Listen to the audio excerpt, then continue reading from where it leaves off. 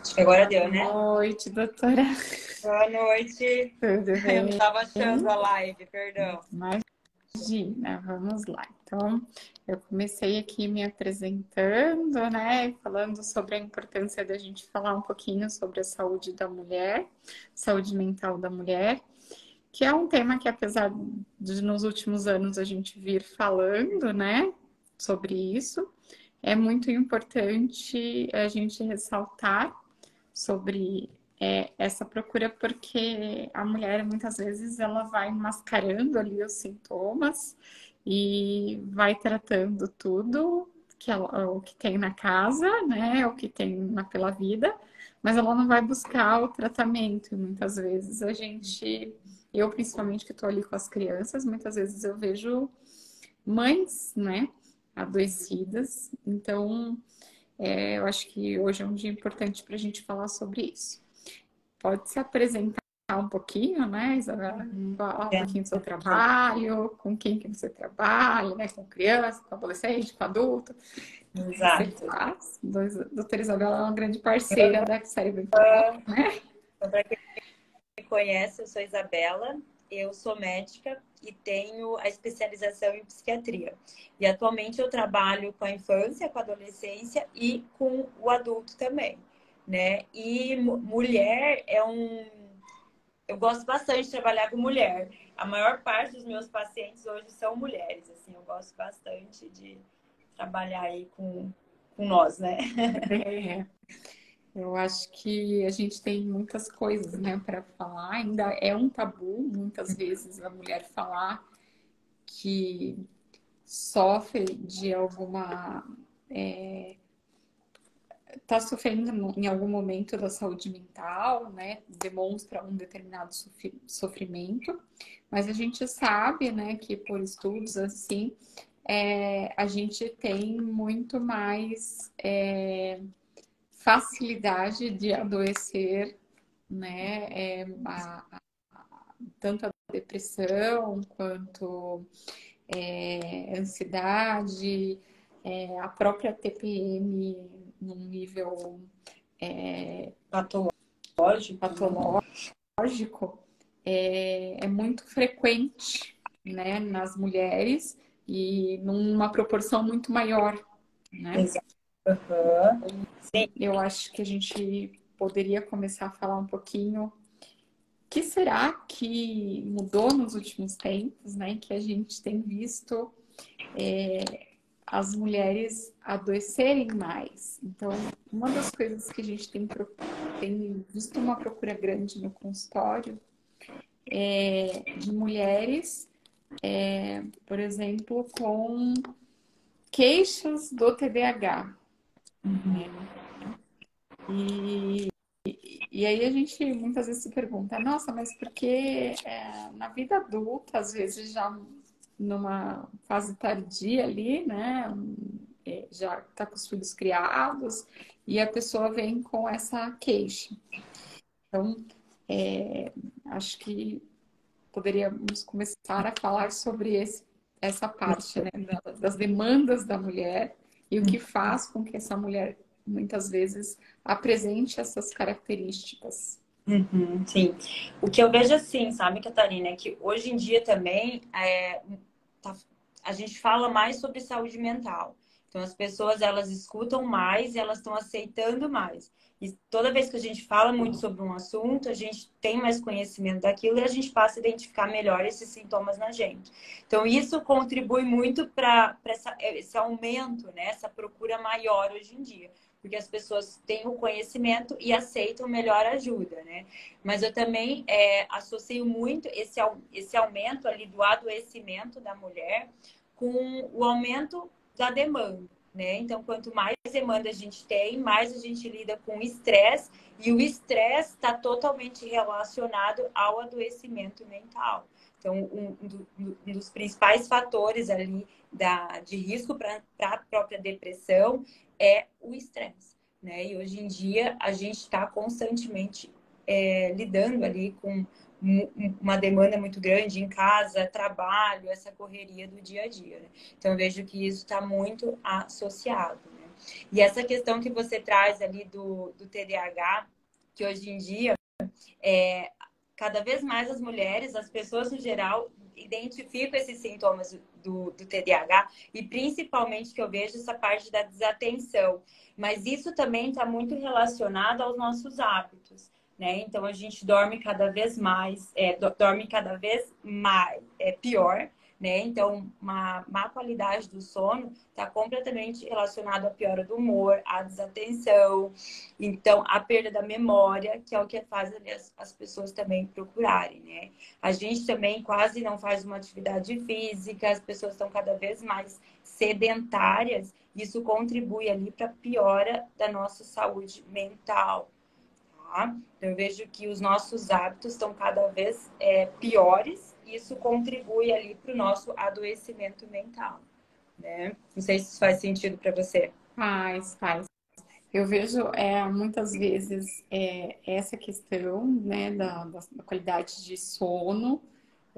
As mulheres, eu vejo que principalmente quando é um pouco mais tardio ali, a gente tem as quedas hormonais, isso a gente percebe que afeta muito as mulheres na qualidade de sono e, e muitas não buscam ajuda, né?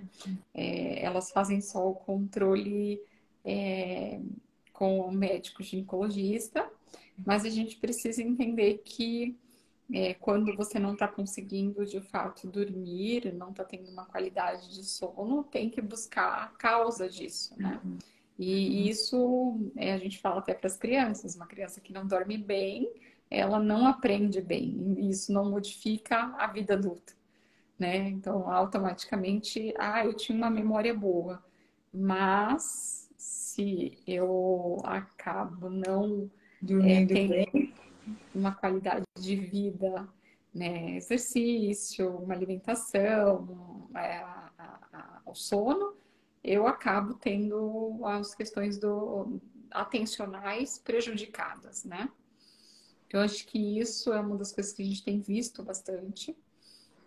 A questão que é um grande tabu ainda, eu vejo que falar é a depressão pós-parto, né? Eu digo que os cursos da maternidade deveriam falar sobre isso, porque é algo mais comum do que a gente imagina, Exato. mas não se fala sobre isso. Uhum.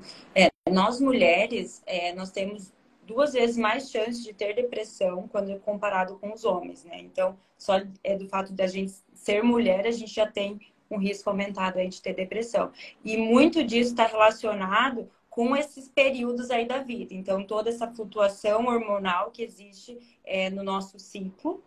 A gestação é um fator de risco. O pós-parto, como você falou, é um fator de risco, e a menopausa é um fator de risco. É bem comum a gente ver as mulheres deprimindo nesses períodos, e muitas vezes a gente acaba não buscando ajuda e vai sofrendo durante esse tempo, esperando ali o transtorno se resolver sozinho, né? Principalmente na menopausa, que eu vejo bastante. Então, as mulheres já estão numa idade mais avançada, elas vão tendo esse prejuízo da qualidade do sono e acabam deprimindo em algum momento, mas como elas já passaram ali toda uma vida bem, elas não aceitam que nesse momento elas estão deprimidas, né? Então, a gente sempre tem que pensar nessas fases como períodos de risco para a gente poder desenvolver depressão. Bem, bem comum mesmo. E buscar tratamento, né? Então, eu acho que assim, existe hoje tratamento seguro, né, na depressão pós-parto, né, para a questão da. Muitas vezes as mulheres têm medo de buscar o tratamento com medo de ter que parar de amamentar ou de ter que mostrar para uma sociedade que ela está fragilizada no momento em que ela deveria estar feliz, né? É bem isso mesmo. Uhum. Então, existe ali algo que eu tô sempre tentando trabalhar com meus pacientes, que é o estigma, em torno ali das doenças mentais. Então, muitas vezes ali no caso da depressão, a gente entende que é uma fraqueza, uma falta ali de capacidade de lidar com as nossas emoções, com esses nossos sentimentos, e com isso a gente acaba não procurando ajuda por vergonha, ou porque a gente não se permite mesmo a isso, ou às vezes também a gente nem comenta sobre isso para os nossos familiares, para os nossos amigos, por esse medo ali deles estarem julgando, deles não estarem compreendendo o que a gente passa, né? Então, as pessoas, elas, principalmente ali as mulheres nessa fase, elas vão evitando por ter esse preconceito, né? E não só, a gente está aqui falando da depressão, mas são com todos os transtornos, né? Eu até gosto de falar isso, que na psiquiatria a gente trabalha com muito do que é normal, né? Então, tristeza é normal, uma certa desatenção é normal, às vezes ser um pouco mais agitada é normal, mas o problema é quando aquilo acaba prejudicando a nossa vida, causando ali sofrimento e prejuízo ali no nosso dia a dia mesmo. Então, isso que não está certo, isso é uma doença, isso é um problema. Então, isso não é fraqueza, isso não é vergonha. A gente tem que procurar ajuda para procurar resolver e ter uma vida mais saudável, né? Ter mais qualidade de vida. Eu acho que é uma outra questão que é muito pouco falada e que a gente vê que as mulheres sofrem muito é a questão, principalmente, a gente ouviu falar um pouco mais durante a pandemia, mas a gente ouve falar pouco, né? A síndrome de burnout, que é muito comum nas mulheres, principalmente nos dias atuais, em que a mulher está no mercado de trabalho, ela cuida da casa, ela cuida dos filhos, a gente não pode ser hipócrita de dizer que não existe ainda uma cobrança de que a mulher não pode mostrar a fragilidade dentro de um ambiente, por exemplo, eu tenho algumas pacientes ou até mesmo conhecidas que estão dentro de empresas e têm cargos executivos e que ela não pode mostrar a fragilidade dentro desse ambiente. Então, ela tem que produzir muito para mostrar a capacidade dela diante do mercado de trabalho, né? Então, é uma das coisas que a gente vê e aí eu queria que você falasse um pouquinho sobre isso, né? Isso é um acúmulo das questões, por exemplo, da depressão, do estresse, das coisas que vão vindo e a gente chega no colapso, ou é algo momentâneo e que tratamos e Sim, sim. estamos. Acho que é importante a gente falar, né, o que é o burnout primeiro. Então, o burnout, ele é caracterizado por uma exaustão física e uma exaustão emocional resultante ali de um estresse crônico no ambiente de trabalho. Então, assim, a gente fala burnout como algo separado, mas ele é uma mistura ali de um quadro depressivo e de um quadro ansioso. Mas ele está relacionado com esse estresse crônico no ambiente de trabalho. Então, como eu falei, um pouquinho atrás, que um dos principais fatores de risco para a depressão e para a ansiedade é esse estresse crônico. Então, muito estresse acaba adoecendo e a gente acaba desenvolvendo ali, principalmente, a depressão. Então, burnout é esse estresse, esse acúmulo de estresse, e a gente adoece nesse ambiente de trabalho, né? E tem, sim, muita relação com o que a gente vive nesse ambiente, né? Então, às vezes é uma dificuldade ali para equilibrar essas demandas na vida pessoal e na vida profissional. É muita demanda em casa e muita demanda no trabalho. A gente não vai gerenciando essa carga de estresse.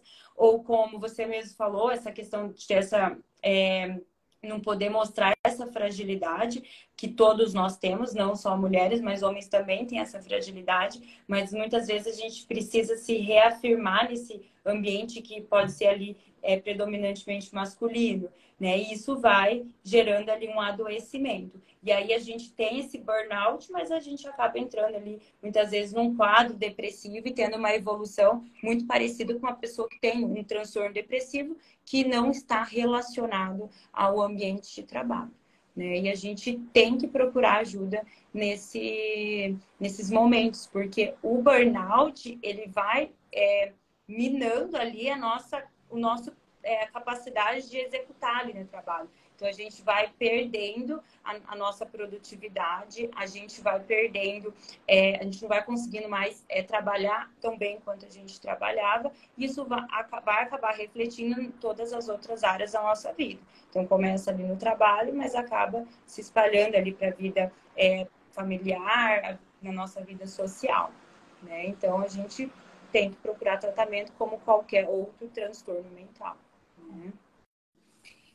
Doutora, eu tive uma paciente, uma época, né, que eu acompanhava, que ela teve um episódio, é claro que provavelmente vinha vindo todas essas questões, mas aí um determinado momento ela foi um dia para a empresa e já começou a não se sentir muito bem e voltou para casa.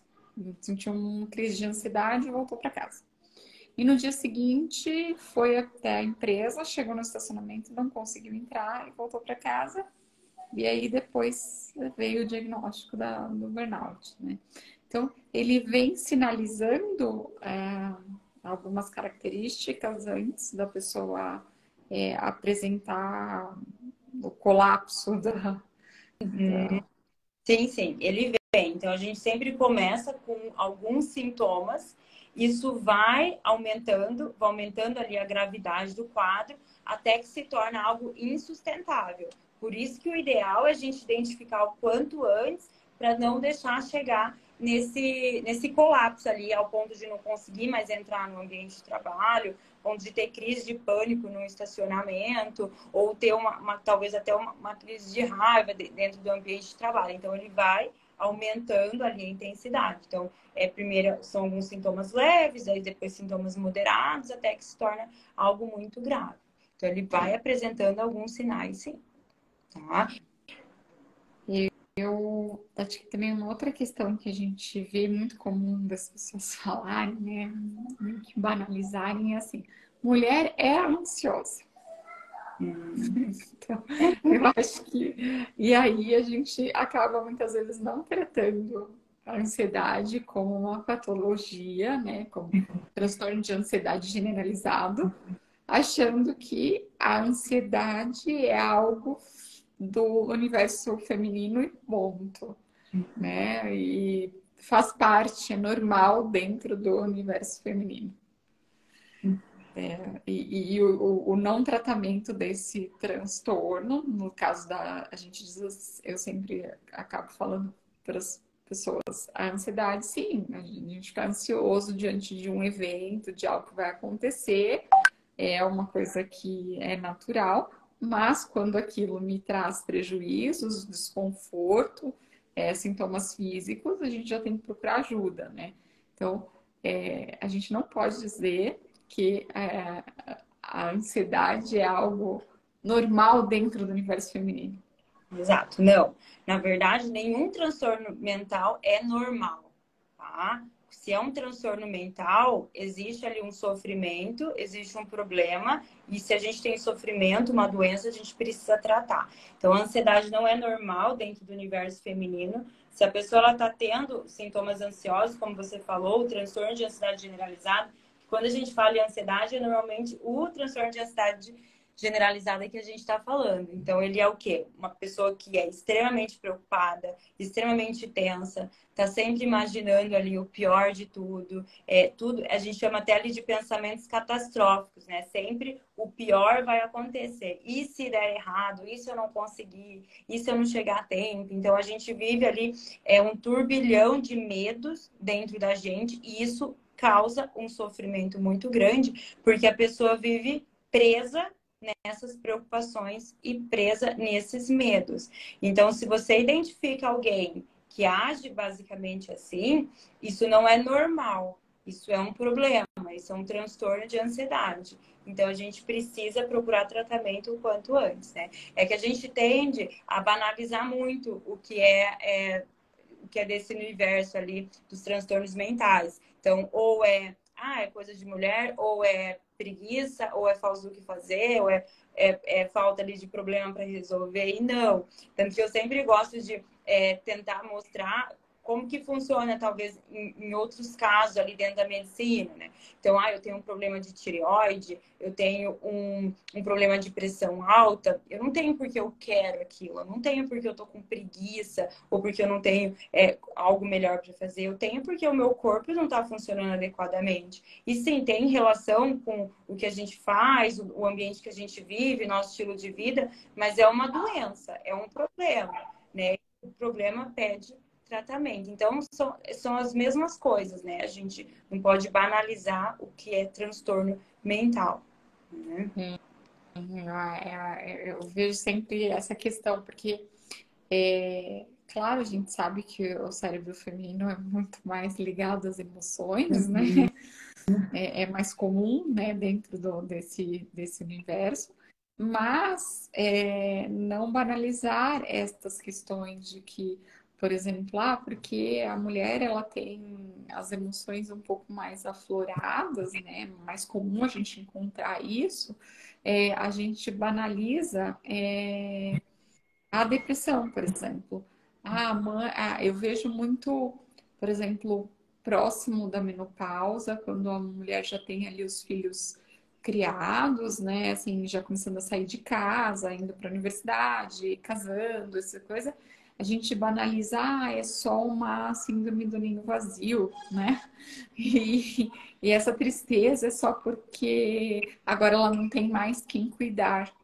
E aí, muitas vezes a gente está ligado a questões que são fisiológicas mesmo, né? De funcionamento cerebral, de funcionamento fisiológico do corpo também, de que eu não estou produzindo os hormônios, eu não estou.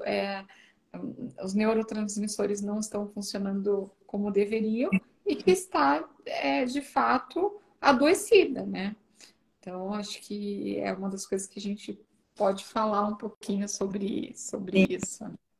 Então, também é importante a gente sempre pensar que nós somos a interação do ambiente que a gente vive, né? Então, toda vez que a gente tem um transtorno psiquiátrico, a gente tem que pensar que o ambiente ali, a nossa história de vida, ela vai interagir com a nossa genética, tá? Com a forma ali que todo o nosso corpo está funcionando. Então, muitas vezes ali, nessa parte ali da menopausa, os filhos já estão crescidos com seus filhos também, aí vem essa síndrome do ninho vazio. Então, tudo bem, tem um sofrimento, os meus filhos saíram de casa, mas se eu não tenho uma alteração dentro ali do meu cérebro, dentro do meu corpo, alteração ali do funcionamento, se eu não tenho uma predisposição genética, as coisas acabam não se misturando e não vem o transtorno, né? Então, a gente, às vezes, quer culpar alguma coisa e não. É uma mistura de tudo. Então, os filhos saem de casa, eu vou ficando chateada com aquilo, mas se eu não tenho todas essas questões ali não funcionando adequadamente dentro do meu corpo, eu não vou ter a doença, né? Então, se eu tenho a depressão, no caso, é porque essas coisas interagiram e eu desenvolvi a doença. Então, a gente tem que parar de culpar só as coisas, né? Porque os filhos saíram, daqui a pouco eu me acostumo, ou porque é só uma fase da vida, ou porque o relacionamento não tá bom. Não, eu tenho um problema e eu preciso buscar tratamento o quanto antes, né? E até a gente pode falar ali da pressão alta novamente, né? Então, às vezes eu tô com uma pressão alta porque eu não tô fazendo exercício físico, porque eu tô acima do peso. Então, eu tenho algumas questões ali que eu poderia estar melhorando para não ter a pressão alta, mas eu tô com uma pressão alta e essa pressão vai prejudicando todo o meu funcionamento. Então, eu posso ter ali posso ter problema renal, eu posso ter algum problema cardíaco em consequência desse aumento da pressão. Então, por que não buscar tratamento o quanto antes? Então, eu também posso praticar atividade física, me alimentar melhor, perder peso, mas eu também vou precisar de um remédio para controlar a minha pressão. Então, a mesma coisa acontece ali nesse período ali do ninho vazio da depressão. Porque às vezes a gente acha que os transtornos psiquiátricos, como a depressão, elas estão só na ideia, né? E não é algo tão subjetivo assim. A gente tem alterações cerebrais e isso vai prejudicando todas as nossas estruturas cerebrais. Então, a gente vai perdendo ali regiões extremamente importantes para o funcionamento adequado. Por isso que buscar tratamento quanto antes é sempre melhor, Porque se a gente perde algumas estruturas ou o funcionamento de algumas áreas, nem sempre a gente vai conseguir recuperar aquilo, Sim, né? sim. Eu acho que essa questão é bem importante, né, da gente falar, porque a gente tende a buscar essas culpas, né? Assim, é um momento que eu tô vivendo, esse momento do ninho vazio, a própria depressão pós-parto, que não é muito falado. Então, por exemplo, eu me lembro, eu tive depressão pós-parto, né? E eu me lembro que eu procurei o meu ginecologista nos primeiros, não, ali nos primeiros um mês, assim, eu já não estou me sentindo bem. Eu não tinha sintomas assim muito Claro. exacerbados, mas eu dizia que eu não estava me sentindo bem. Eu me sentia uma pessoa diferente, né? Mas eu estava bem, o bebê estava bem, eu estava conseguindo amamentar, estava tudo funcionando bem. Só que eu não estava me sentindo bem. E aí ele disse assim, é comum esse o baby blue, né? Aí eu falei, "Bom, eu acho que isso não é comum, né? Porque eu estou sentindo que eu não estou legal." Uhum. E aí foi onde eu parti para procurar uma psiquiatra, e aí eu tive o diagnóstico precoce, tratei e fiquei bem. Mas eu vejo que assim, é uma coisa que não se fala, né? E aí a gente tenta buscar. Por exemplo, para mim naquele momento não tinha nada que estava associado, mas eu estava me sentindo estranha, com algumas coisas estranhas. Às vezes uma certa tristeza, às vezes um certo medo, né, de não dar conta. Então, e eu não, nem eu que estudei muito sobre isso, a gente tinha eu tinha uma visão de que a depressão pós-parto ela estaria ligada apenas à, à rejeição, por exemplo, à não satisfação pela maternidade. E eu tinha muita satisfação pelo amamentar, pelo cuidar, mas eu não estava me sentindo feliz. Eu sou uma pessoa que eu procuro estar bem, eu gosto de estar bem, mas eu não me sentia feliz. E aí eu comecei a perceber que aquilo estava estranho no meu dia a dia, né? O não estar feliz, o não conseguir, parecia que os dias estavam cinza, né? Apesar de eu não estar, era assim, dezembro, não é o momento dos dias cinzas, mas a sensação que eu tinha É era que os como dias você estavam disse, cinza. né? Uhum. E é bem isso mesmo, a depressão pós-parto, né? É aquela depressão que se inicia ali após o nascimento do filho e a pessoa começa a sentir muita tristeza, vai perdendo ali a esperança na vida, sente culpa também pelo que está sentindo, às vezes vem muita irritabilidade, um cansaço, uma alteração do sono. Então, ou quer dormir muito, ou não quer dormir, ou não sente mais sono, não consegue dormir. A alteração do apetite, então às vezes até para de comer, ou às vezes começa a comer muito. E também pode apresentar essa dificuldade em se relacionar com o filho, porque essa mulher ela não está bem, ela não está disposta, ela não está conseguindo fazer talvez atividades básicas do seu dia e também passa a não conseguir se relacionar com o seu filho. E aí vem muita culpa, porque é um momento especial, essa mulher muitas vezes desejou essa criança, ela quer muito estar vivendo o que ela está vivendo, mas não consegue viver, porque tem ali uma depressão, uma doença prejudicando ali o seu funcionamento, né? E tem muita relação, a depressão pós-parto, com as alterações hormonais que a gente observa ali nesse período da mulher, mas também algumas alterações biológicas, né? Alterações ali do nosso próprio corpo. Então, é algo legítimo, né? Que pode acontecer com qualquer mulher. Então, às vezes, nunca teve um episódio depressivo e apresenta depressão nesse período pós-parto, que a gente pode procurar o tratamento, mesmo amamentando, a gente deve procurar. Então, vai ter que tomar remédio? Não necessariamente. Pode ser que a gente consiga fazer o tratamento só com a psicoterapia, que é aquele trabalho que a gente faz com psicólogo. Se for um caso mais grave, aí talvez a gente tenha que entrar com medicamento. Mas toda vez que a gente entra com remédio, principalmente nessa fase da vida, onde está amamentando ou quando está gestante, a gente sempre tenta procurar ali que seja de uma forma muito segura para essa mãe, segura para essa criança. Muitas vezes a gente também trabalha em conjunto ali com o pediatra da criança para a gente poder estar monitorando, porque a gente sempre tem que ter mais benefício que qualquer prejuízo. Por isso que a gente não pode não procurar o tratamento por medo desse tratamento, né? Porque o Sim. tratamento ele tem que ser seguro, né, para a mãe e para a criança. Eu acho que isso é uma coisa fundamental, assim, e eu vejo que no meu caso foi fundamental, porque a pediatra do bebê, ela começou a perceber que eu não estava bem e ela me disse, eu quero uma mãe bem, né? Então, assim, isso me deu total segurança de que ela, assim, olha, realmente você é mais segura, a gente tem total segurança e vamos lá, e eu quero uma mãe bem para isso. Porque de fato, a gente fica muito insegura em lidar com essa demanda, né? E, no meu caso, eu vi que foi muito fisiológico ali, porque eu tava com todo o cenário adequado, sabe? Eu conseguia fazer as coisas, estava dormindo bem, estava numa qualidade de vida, só que acho que meu corpo não conseguia responder ao voltar, né?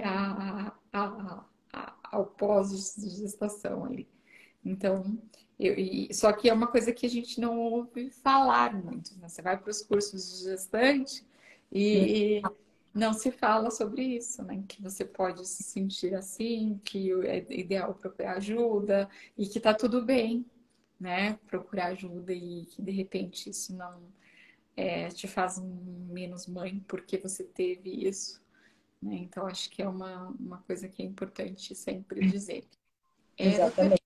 eu li também sobre a questão de que as mulheres elas têm mais propensão também aos casos de suicídio, né? Sim, sim. Na verdade, as mulheres elas tendem a tentar muito mais o suicídio, né? Mas quem Tá. consegue mais são os homens, né? Porque muitas vezes os homens eles partem ali para meios mais letais, né? Muito mais agressivos e eles acabam conseguindo cometer o suicídio. Mas nós mulheres a gente acaba tentando muito mais, só que muitas vezes de uma forma menos letal. Aí a gente acaba não conseguindo. Mas só pelo fato da gente ter muito mais depressão do que os homens, a gente acaba tendo muito mais pensamentos de morte, né?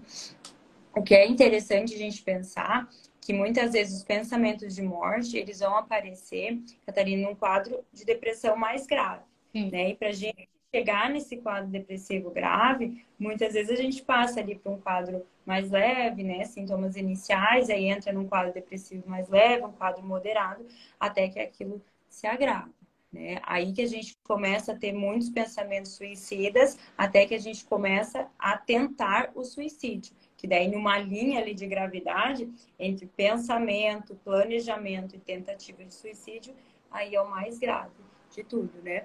E dentro da psiquiatria, a tentativa de suicídio é igual o infarto para o cardiologista. Então, é aquilo que a gente tem de mais grave, aquilo que a gente mais preocupa para os nossos pacientes, porque a gente tem que se preocupar e cuidar com a vida dessa pessoa, né? E muitas vezes as pessoas tentam o suicídio e elas acabam conseguindo.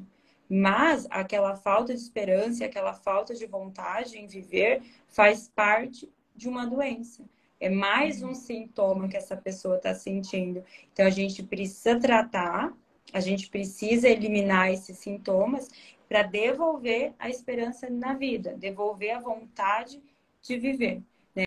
E a gente consegue devolver isso para as pessoas, a gente consegue devolver essa vida, devolver essa qualidade. Né? Isso que você falou, Catarina, que via a vida escura, os pacientes, eles realmente enxergam a vida enxergam um dia muito mais escuro. É como se tivesse tudo cinza. Então, quando a gente pergunta isso para a pessoa com depressão, ela de fato enxerga isso. Porque a vida não tem cor, a vida não tem brilho, então não tem o porquê a gente está nisso, tá? Nesse ambiente. Aí as pessoas acabam chegando a esse extremo de não quererem mais viver.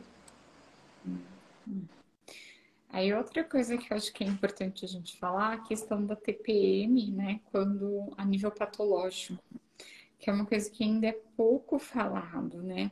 E a gente vê, por exemplo, eu vejo muito nas adolescentes um sofrimento muito grande do da TPM em si, por exemplo, com vindo junto com ansiedade, com sintomas melancólicos, até com pensamentos obsessivos, né? Então, e não se fala muito sobre, se encara a TPM como algo natural também, né? Faz parte da vida das mulheres. E a gente precisa entender o que é uma TPM que faz parte do ciclo menstrual e de uma TPM que aí já traz prejuízos para a pessoa, né? Exato. Então a gente tem duas coisas, né? Nós temos os sintomas pré-menstruais, que são aqueles sintomas esperados nesse momento, que muitas vezes eles são mais físicos ali, então a gente sente mais inchada, tem um pouco mais de fome, então aqueles desconfortos ali no nosso próprio corpo. E nem sempre, nesse momento, as mulheres vão sentir ali irritabilidade, ansiedade, alteração do sono, depressão. Então, a gente tem principalmente esses sintomas físicos e a gente pode ter essas alterações das nossas emoções.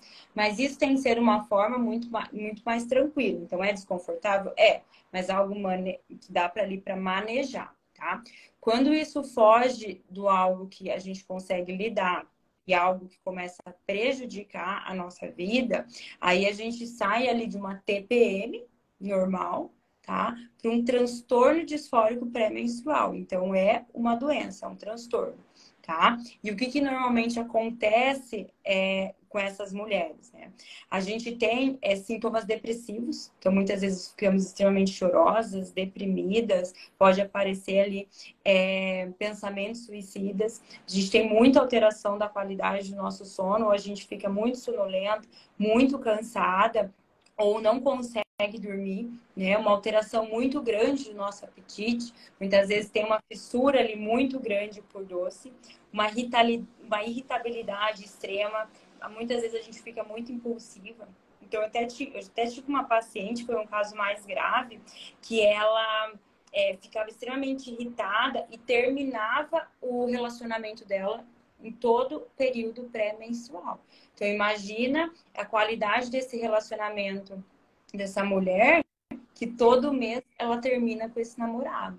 Então, eu tenho, inclusive, uma paciente hoje em dia que ela, hoje em dia está muito mais controlado isso, mas ela arrumava confusão dentro do ambiente de trabalho. Então, ela ficava tão irritada que ela acabava brigando com colegas, falando coisas inadequadas, e era algo que ela não tinha controle. Então, isso não é uma TPM, porque olha o prejuízo que isso está causando, olha o sofrimento que essa mulher está sentindo. Então, isso já é caracterizado como um transtorno disfórico pré-menstrual. E a gente consegue tratar isso. Muitas vezes, o próprio antidepressivo consegue ajudar a melhorar esses sintomas, diminuir a intensidade desses sintomas, mas a terapia, ali o trabalho com o psicólogo também pode ajudar bastante. E isso, Catarina, ser pouco falado e pouco conhecido, isso é verdade mesmo. Porque muitas vezes eu vejo que demora até para as mulheres trazerem isso em consulta, porque acham que isso é normal. Eu tenho uma TPM muito forte. Sempre foi assim. E aí demora para trazer isso. E quando traz, a gente fala, não, isso não é normal, a gente precisa tratar isso. Né? Então, Eu tenho encaminhado algumas adolescentes com essa fala, sabe? Porque tem vindo assim, por exemplo, nesse período eu chego a ter até caso de automutilação, né? Então, é tão intenso a irritabilidade, a falta de regulação emocional ali, que acaba chegando no extremo. e acha que isso é só uma tensão pré-menstrual muito intensa. A mulher fica assim nessa fase. Eu digo, não, não fica assim nessa fase, né? A gente tem alguns sintomas que podem modificar, mas não chega a esta intensidade. Exato. O normal é a gente ficar talvez um pouco mais sensível, com uma dor abdominal, querendo ficar um pouquinho mais isolada, mas não ao ponto de estar ali se automutilando. Então, isso já é algo muito grave, né? Então, não está certo isso, não está normal. Eu acho que é uma das coisas assim que não se fala também, né? Que parece que é algo novo e não é algo novo, é algo que sempre existiu, né?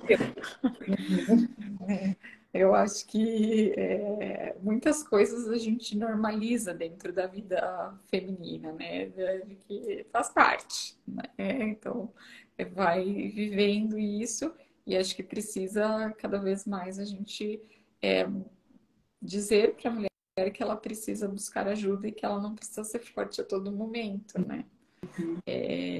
Que apesar da gente dizer assim que a mulher é um sexo frágil, o que a gente vê na prática é que a gente encontra as mulheres tentando ser forte a todo momento. Exato. A gente não pode ser fraca, né? Tem que ser forte, tem que ser forte. Às vezes a gente aguenta algo que não precisa aguentar, né? Mas essa questão ali que a gente acha que tudo é normal, isso é falta ali de conhecimento sobre a saúde mental, né? Então, isso que a gente está fazendo aqui hoje é legal porque ajuda a cada vez mais as mulheres se conscientizarem sobre o que são ali os transtornos mentais, o que é saúde mental. Então, quanto mais a gente fala, seja aqui em live, né, nas mídias sociais ou em palestras, então tudo isso traz ali cada vez mais conhecimento, porque quando a gente sabe que algo existe, a gente consegue identificar o quanto antes isso acontecendo com a gente. Não deixa ele chegar no extremo, um sofrimento muito grande, que muitas vezes as pessoas percebem e ajudam essa pessoa a procurar ajuda profissional, né? Não, a gente pode identificar muito cedo, a gente não precisa sofrer por muito tempo, né? Com tudo isso que a gente está sentindo, né? Então, é sempre ali o conhecimento resolve ali muito disso. Eu acho que esse é um fator bem importante. No consultório, a gente trabalha muito com adolescentes, né, mulheres com altas habilidades. E as mulheres com altas habilidades, a gente sempre vê um nível de ansiedade um pouco maior e que muitos lugares tende a divulgar isso como algo que faz parte da intensidade deste cérebro. E aí a gente acaba não tratando de forma adequada. Então, eu acho que podia falar um pouquinho sobre essa questão, né? Que não é porque este cérebro tem um funcionamento diferente que a ansiedade, transtorno de ansiedade generalizada que traz prejuízo à vida, é algo normal do cérebro da pessoa com inteligência acima da média. Exato.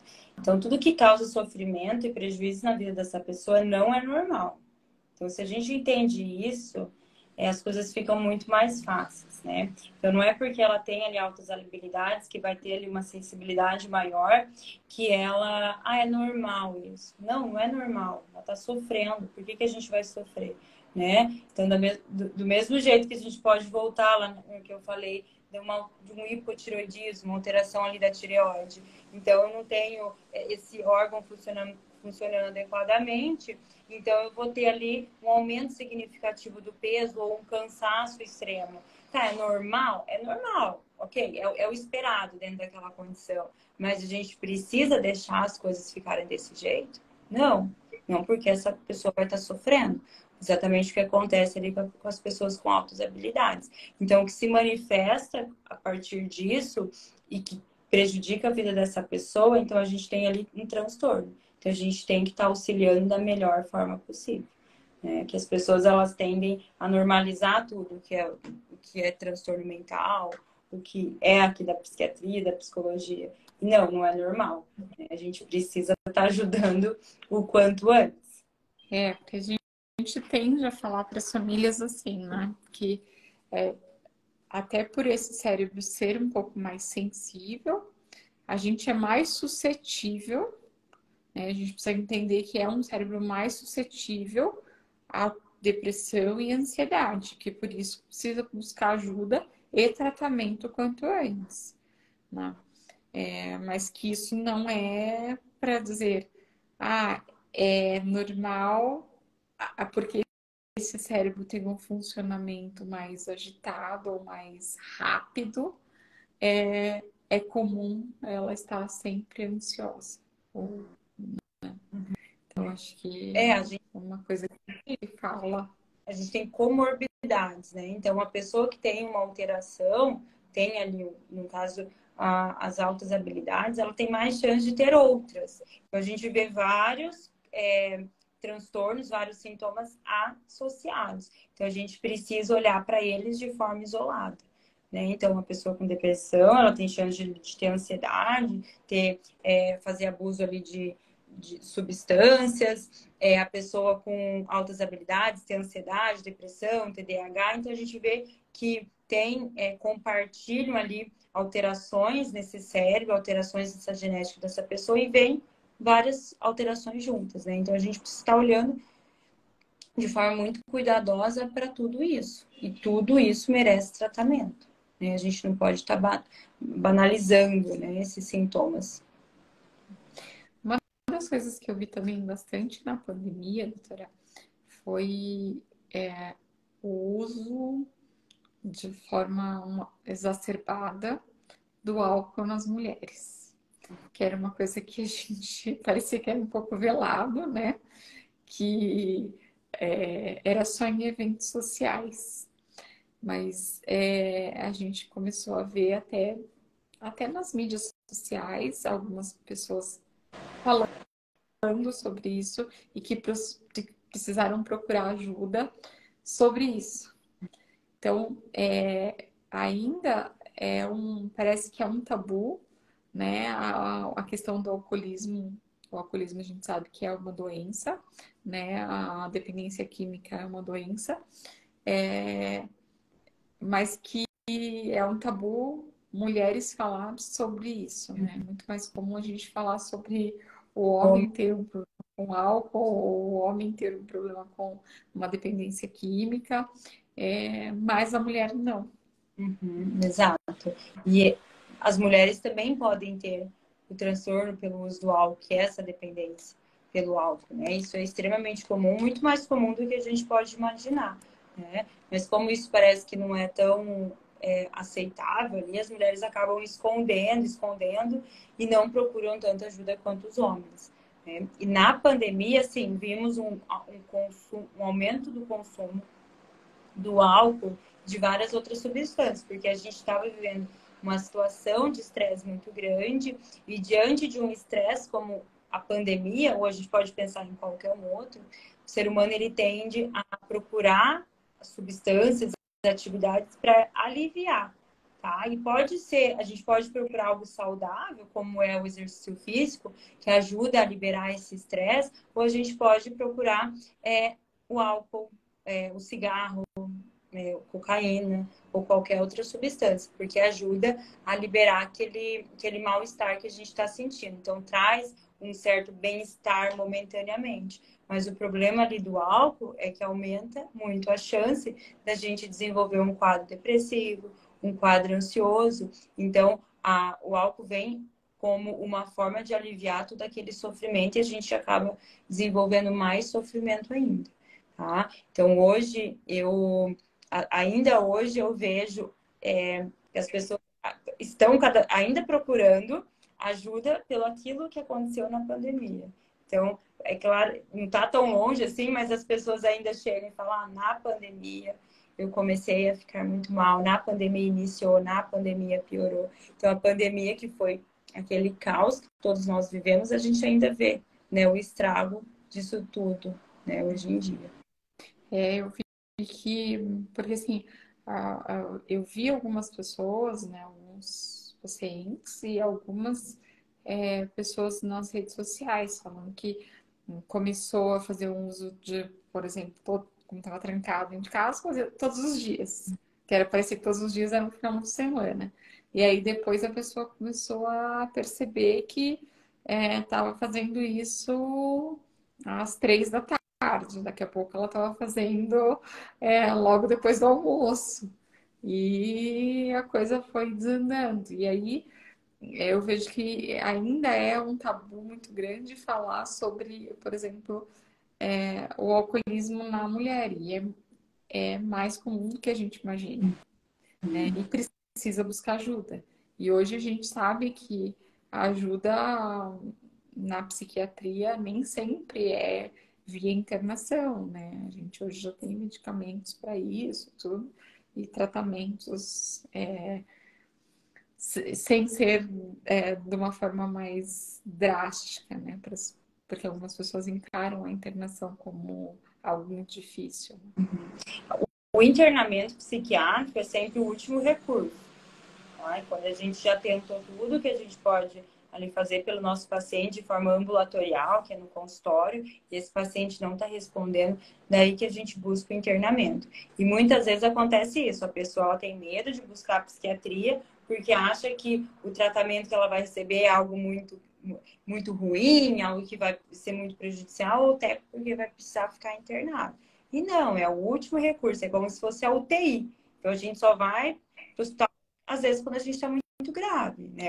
Ou quando a gente precisa de uma observação muito mais intensa. E o internamento psiquiátrico funciona basicamente dessa forma. E hoje em dia, não só na dependência química, mas o tratamento psiquiátrico, de uma forma geral, ele tem evoluído muito.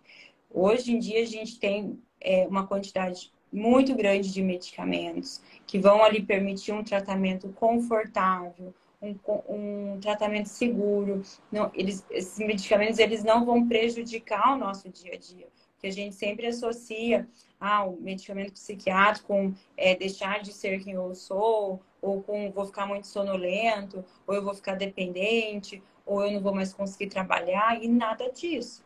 Normalmente o que a gente faz é o contrário. Então, uma pessoa que está fazendo abuso do álcool, normalmente é essa pessoa que está deixando de ser quem ela é, que não está conseguindo trabalhar, que não está conseguindo estar mais com a família, com os filhos, com os amigos. Então, o tratamento ele vem para devolver tudo isso para essa pessoa. Então, é bem o contrário. E a gente ainda vê que as pessoas elas confundem tudo isso. Acho que foi bem bacana, né, essa questão. Eu acho que é sempre muito importante é, essa parceria sempre da psiquiatria junto com a psicologia. Cada vez mais a gente tem visto que isso tem um excelente resultado, né? Que por alguns anos parece que eram áreas muito distantes, separadas. E hoje, cada vez mais, a gente tem visto o quanto é importante o trabalho em conjunto, o trabalho associado e a conversa entre os profissionais, para que a gente possa tomar ali a melhor decisão e até ajudar o médico, né, a tomar a melhor conduta com o paciente, né, quanto à escolha do medicamento, quanto a ao que fazer naquele momento.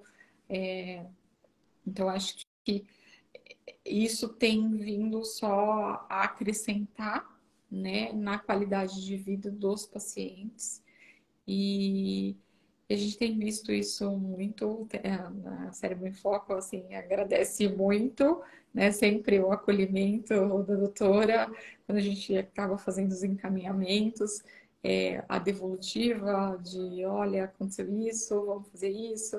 Então, acho que isso ajuda muito na psicoterapia, no processo da psicoterapia, e na conduta do profissional, né, no caso, na sua conduta, de trabalhar com o paciente da melhor forma. Exato. Concordo com isso. Consegue tá olhando mais para esse paciente, cuidando mais desse paciente, entendendo muito mais esse paciente. Porque tanto o psicólogo quanto a psiquiatra, eles têm o mesmo objetivo, né? Então, a gente precisa dessa equipe multidisciplinar. A gente tem o mesmo objetivo, mas cada um dentro da sua área, cada um dentro do seu conhecimento. E quando a gente junta tudo isso, parece que a gente monta melhor esse quebra-cabeça. Então, às vezes, a gente sozinho ali vai ser muito mais difícil e nem sempre a gente vai conseguir olhar ali por todos os ângulos. Então, assim, eu vejo que na minha prática isso é extremamente importante. Não consigo nem trabalhar de uma outra forma. Né? Eu acho que a gente tem sempre muita gratidão ali pelo trabalho, admiração pelo seu trabalho. E a gente tem visto que a gente tem tido ganhos, né, nesse sentido, principalmente com as crianças, com os adolescentes, com os adultos na busca na avaliação. Às vezes os adultos acabam sendo frustrados da consulta psiquiátrica, porque eles acham que vai ter um diagnóstico logo de cara, e o importante da avaliação não é tão fácil a gente avaliar um adulto, né? E eu sempre tento buscar a explicação do porquê dessa avaliação, né, na busca do melhor tratamento. Porque uma vez que a gente, de repente, dá um remédio, e esse remédio pode vir a ir para o caminho errado, né? Então, quando a gente está falando da vida adulta, já é diferente de uma criança. Na criança é muito mais fácil a gente observar algumas coisas. No adulto, a gente precisa de um olhar um pouco mais a fundo, né, para poder entender. E eu vejo que tem surtido muito efeito, as pessoas têm saído felizes e retornado lá para a psiquiatria para buscar a sua qualidade de vida. Então, acho que o que fica no dia de hoje, né, é que as mulheres devem procurar ajuda, que elas devem encarar que saúde mental é algo muito importante, que deve ser tratado como qualquer outro problema de saúde, né? E que tudo que a gente pega no começo, né, a gente sabe que é mais fácil, como qualquer outra doença, né? A gente, com as outras doenças, a gente sempre busca não buscar tardiamente, né? Você sente algo estranho ali, né? Então, por exemplo, uma dor, você vai atrás do que essa dor. Uma dor, você vai, né? Você tem uma dor no peito, você corre para o cardiologista. Você tem, você sentiu um carocinho diferente no corpo, você corre procurar ajuda. E eu acredito que a gente precisa ter esse olhar para a saúde mental. Sentiu algo diferente, busque ajuda. Nem sempre você vai sair do médico com um remédio, mas você vai sair com uma orientação adequada do que é aquilo e o que eu tenho que observar dali em diante para que a coisa não desande, né? Exato. Perfeito isso. Concordo com tudo. Doutora, muito obrigada pela participação. Um feliz Dia das Mulheres, né? Que muitas mulheres possam ter o direito a ter a sua ajuda. Eu sempre sei que você é muito acolhedora e isso é muito importante quando a gente busca saúde mental, né? Para qualquer área, mas para a saúde mental principalmente, as pessoas buscam ser bem tratadas e acolhidas dentro do seu sofrimento, né? Exato. Perfeito. Eu agradeço na parceria, a sua, de toda a equipe ali do Cérebro em Foco, que é extremamente importante. E um feliz Dia das Mulheres, né? Que a gente possa ter cada vez mais saúde física, saúde emocional, cada vez mais a gente conheça ali o nosso corpo, que a gente possa identificar o quanto antes o que não está dando certo, a gente poder procurar ajuda e ter ali uma qualidade de vida, ter bem-estar, ter saúde no geral. Que isso é fundamental para ter uma boa vida. Muito obrigada, doutora. Boa noite. Boa noite para todos vocês. Obrigada, Catarina.